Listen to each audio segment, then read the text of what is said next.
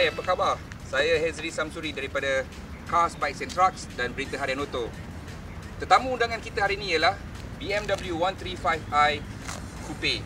135 ialah daripada siri 1 series, tetapi yang ini mempunyai bentuk sedan.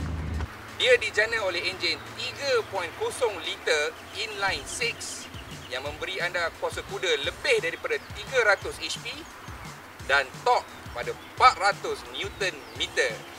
Sedap. Enjin 3.0 liter ini mempunyai 2 turbocharger. Sistem twin scroll turbo ini, kelebihan dia ialah dapat memberikan torque yang tinggi pada putaran enjin yang lebih rendah. Tapi dia tak macam kereta Jepun. Kereta Jepun kalau turbo bunyinya bising satu kampung boleh dengar. Kereta Eropah senyap saja. Kita takkan tahu dia ada turbo. Malah intercoolernya pun yang sebesar dinding rumah kat dalam ni pun disorong. Satu lagi yang menarik tentang enjin Eropah, walaupun enjin ini berkuasa lebih daripada 300 kuasa kuda, di atas lebuh raya saya dapat purata penggunaan minyak lebih kurang 8.6 liter untuk setiap 100 km. Transmisi yang digunakan ialah transmisi auto 6 kelajuan dengan option tukaran secara manual. Tiada apa yang boleh dibanggakan dengan transmisi ini, tetapi untuk kegunaan kereta yang sebesar Proton Putra ini dan enjin sebesar truk ini, saya rasa transmisi itu berfungsi dengan baik. Setiap yang pergi akan kembali. Setiap yang bergerak mesti nak berhenti. 135 ini datang dengan sistem brake yang amat mantap. Di depan ada 3 kaliper dan di belakang ada 1 kaliper. Dan inilah kali pertama saya jumpa kereta BMW dengan perkataan BMW tertulis pada kaliper dia. Brake dia ni boleh saya katakan amat progresif. Maknanya bila kita tekan sikit, dia akan berhenti sikit. Bila kita tekan banyak, dia berhenti pun banyak. Tayar yang digunakan ialah tayar Bridgestone Potenza RE050. Prestasi tayarnya pada saya untuk kereta sebegini memang memadai lah.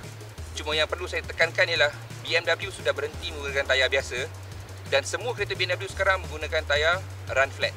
Maknanya bila pancit pun dia masih boleh berjalan sehingga 80 km sejam. Inilah kerana dia tidak ada tayar spare. Berbanding dengan 1 series hatchback, dia mempunyai ruang boot. So untuk balik kampung memang baguslah. Lampu pula pada saya iras kepada 335 Coupe daripada 3 series. Seperti saya katakan tadi, bootnya untuk kategori ni cukup luas. Nak seluduk beras pun boleh ni. Ruang dalam 1 series ini seperti 1 series lain, menggunakan plastik-plastik yang kualitinya tidak lagi setaraf seperti 3 series atau 5 series. Ruang belakang 135 Coupe ni taklah luas sangat, tetapi untuk membawa penumpang untuk jarak dekat masih lagi boleh diterima lah. Tinggi saya lebih kurang 1.8 meter. Tanpa mengubah kedudukan kerusi di hadapan, saya masih lagi boleh dapat duduk dengan selesa. Inilah kerana kerusi hadapan ni mempunyai lekuk di bahagian belakang untuk memuatkan lutut. Dan dia hanya boleh memuatkan 2 orang saja kerana di tengah ini mempunyai konsol plastik untuk meletak barang. Untuk pemandu-pemandu profesional, kedudukan butang DTC di sini amat penting.